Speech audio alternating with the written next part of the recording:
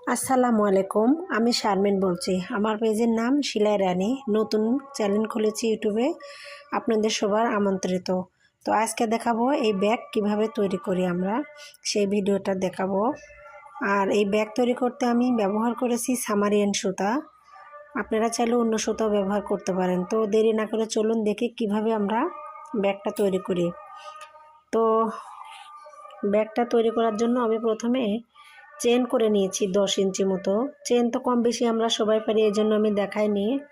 তো 10 ইঞ্চি চেন করে নেওয়ার পরে প্রত্যেক ঘরে একটা করে ডবল ক্রোশিয়া দিয়েছি। প্রত্যেক ঘরে একটা করে ডবল। আপনারা যদি ব্যাগ বড় করতে চান তাহলে চেনটা আরও বড় করে নেবেন, সমস্যা নেই।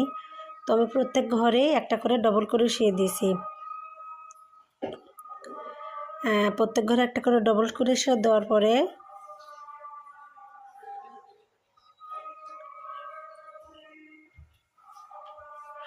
আর সুতো আপনারা উলের সুতো দিয়ে যে কোনো সুতো দিয়ে তৈরি করতে পারেন, কোনো সমস্যা নয়। তবে সুতোটা মোটা হলে একটু বেশি ভালো হয়, কারণ যেহেতু আমরা ব্যাগ তৈরি করব, ব্যাগটা একটু মোটা হবে, দেখতে ভালো লাগবে।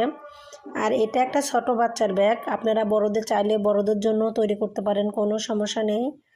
শুধু মাপটা বড় করে নিতে হবে বড়দের জন্য। ছোট মানুষের ব্যাগ আমি 10 ইঞ্চি নিয়েছি মোট। তো প্রত্যেক ঘরে একটা করে আমি ডবল ক্রোশিয়া দিয়েছি। শেষে একদম শেষে কর্নারে যেখানে আমরা মানে ঘুরবো আর কি, দ্বিতীয় লাইনে যাব, সেই কর্নারে গিয়ে আমরা 2টা দেব।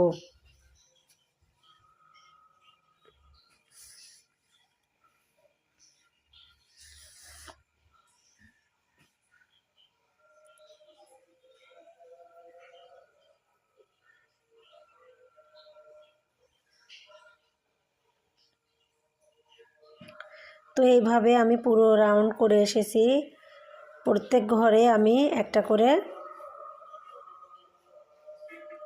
হাফ ক্রোশিয়া দিয়েছি। দেখেন আমি একদম কর্নারে চলে এসেছি।